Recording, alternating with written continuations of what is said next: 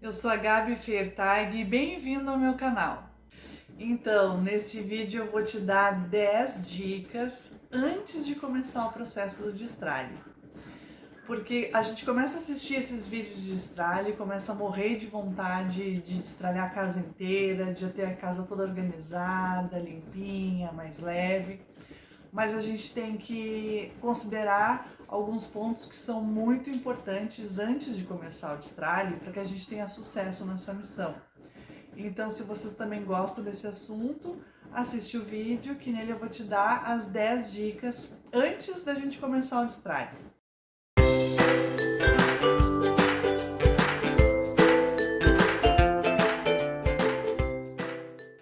Então, como eu estava falando antes no vídeo, existem vários pontos a serem considerados antes de começar a destralhar para que a gente tenha sucesso nessa etapa. Porque senão a gente simplesmente assiste esses vídeos, começa a se empolgar, querer destralhar a casa inteira, mas aonde isso vai parar? Né? Qual é o motivo de estar fazendo o destralhe?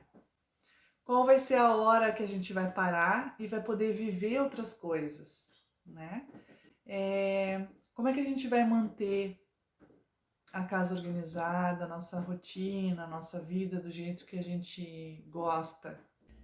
E também sobre a parte operacional, né? Como que a gente vai fazer esse destralhe? A gente vai usar algum método, não vai? Então é por isso que eu vou te dar as 10 dicas agora para a gente refletir e pensar sobre como vai fazer esse processo. A primeira dica é se fazer a pergunta do porquê que eu quero destralhar. Por que tu quer destralhar? Qual é o motivo de você destralhar? Lembrando que não existe resposta certa nem errada. Existe a resposta certa para ti, porque vai influenciar diretamente na tua vida. No meu caso, eu penso ser importante fazer o destralhe por diversos motivos. Um, porque eu quero a casa mais organizada. Dois, eu quero a casa mais fácil de limpar, né? De fazer a manutenção. A outra questão também é que, para mim, muita informação visual ou bagunça, desordem influencia diretamente no meu humor e no meu rendimento. Aliás, eu acho que no de todo mundo. Mas para mim isso é muito forte. A outra questão é a questão energética. Eu sou uma pessoa que acredito, né, que objetos parados, quebrados, sujos, têm uma energia de estagnação. Acho que a energia não flui, a energia da vida, né, não flui direito. Para mim isso é importante. Por isso que eu digo que a resposta para isso ela é muito pessoal.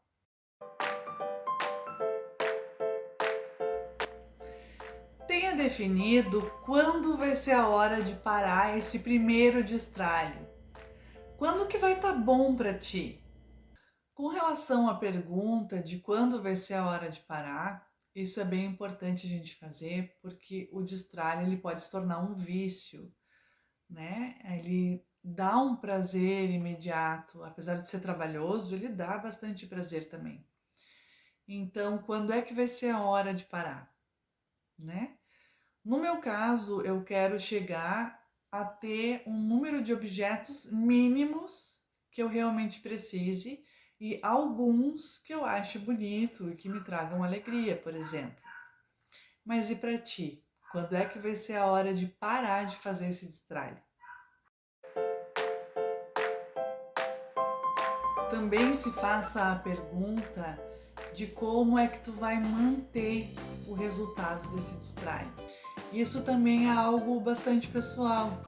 A gente vai ter que ir experimentando, né, alguns métodos e algumas dicas.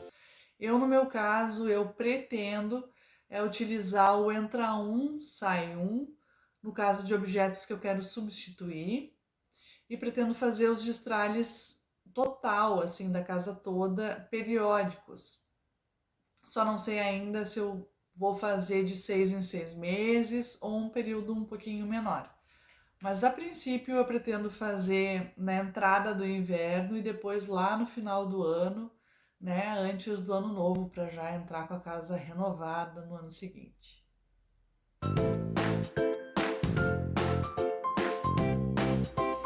Se pergunte, e depois do destralhe, o que eu vou fazer? Com relação à outra pergunta do e depois que eu destralhar tudo, o que eu vou fazer? Vou seguir destralhando? Porque dá vontade de seguir destralhando, né? Que nem eu falei anteriormente, é um vício, dá um prazer. Tem bastante cachorro latindo, mas eu não tenho como parar agora, porque senão eu não vou terminar de gravar esse vídeo hoje. Então, e depois, né? No meu caso, justamente assim, eu não quero ficar num destralhe sem fim, nunca mais parar de destralhar. Eu quero destralhar para seguir no próximo passo, que é organizar a vida e a casa, né? Então é isso, esse é o meu depois.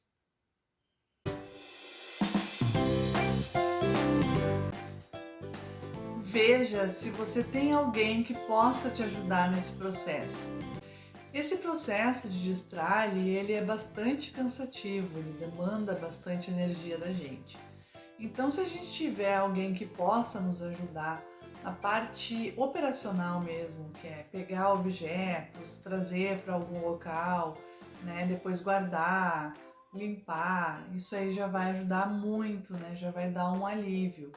Só que é importante dizer que na questão de decidir o que fica, isso é extremamente pessoal, né? Não deixe que essa outra pessoa que esteja te ajudando te influencie nessas decisões, porque esse processo, apesar dele ser cansativo, se a gente fizer com realmente refletindo e com a nossa própria opinião do que deve ficar ou do que deve ir, é uma grande oportunidade da gente se conhecer melhor, né? De conseguir perceber o que realmente tem significado para a gente, o que a gente realmente gosta, sem ter a influência dos outros. Essa oportunidade de autoconhecimento, né, através do processo de destralhe, vai fazer com que futuramente as nossas escolhas durante compras sejam escolhas muito mais conscientes e condizentes do estilo de vida e do que a gente quer pra gente.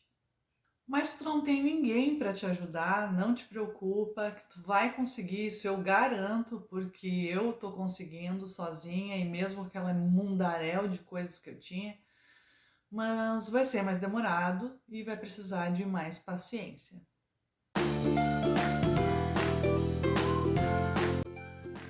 A sexta dica é: já tenha um local definido para onde você vai levar as suas coisas, né, depois que separar, ou alguém já para doar. E foi isso, apesar de estar fazendo sozinha todo o destralhe, foi isso que me ajudou a fazer mais rápido, porque eu já tinha um lugar definido para levar. Então eu juntava durante a semana todos os objetos, né? Deixava ali no meu corredor e aí todo sábado eu enchia o carro e já levava para a pessoa.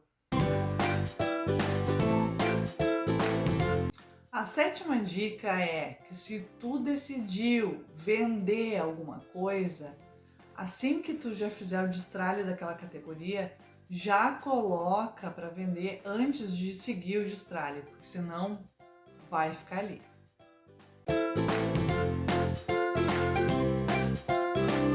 A oitava dica é já separar os objetos por categoria. Então, tá tudo um caos, tudo espalhado, tudo misturado. Ou a gente já separa os objetos colocando no cômodo de origem, ou a gente separa os objetos já por semelhança, né, da mesma função. Isso já vai facilitar muito o nosso destralhe. A nona dica é: tenha um método. Isso é muito importante para a gente não ficar perdido, daqui a pouco já não saber mais o que a gente escolhe e o que a gente não escolhe. Tem muitos métodos por aí, tem várias dicas também de perguntas que a gente deve fazer e, de novo, isso é muito pessoal. Eu, no meu caso, eu escolhi o método com o Mari, né? Porque eu percebi que se eu penso num objeto, se ele deve ficar ou não racionalmente, a minha resposta ela não é tão fiel ao quanto eu sinto sobre aquele objeto. Então, se eu me faço a pergunta de se isso me traz felicidade, eu percebo que a resposta ela é bem diferente do que eu pensei que fosse.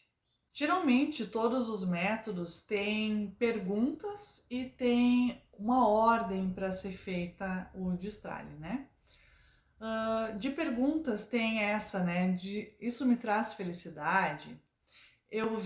Me vejo no futuro com esse objeto fazendo parte da minha vida.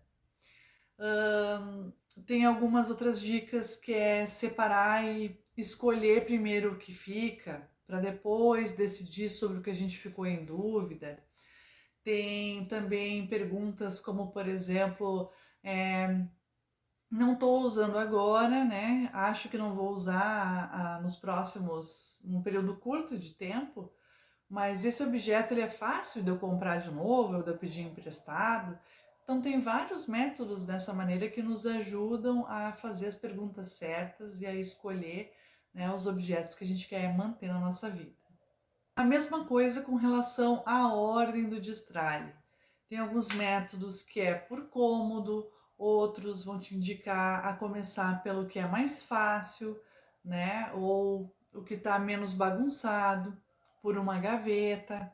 No meu caso, eu vi que deu bastante certo os de categoria, mas de categoria que nem do método KonMari mesmo, de juntar todos os objetos daquela mesma categoria, porque isso me deu um susto. Quando eu vi que eu juntei aquele monte de roupa junto, eu vi o quanto de coisa que eu tinha que eu não precisava ter mais tanta coisa assim.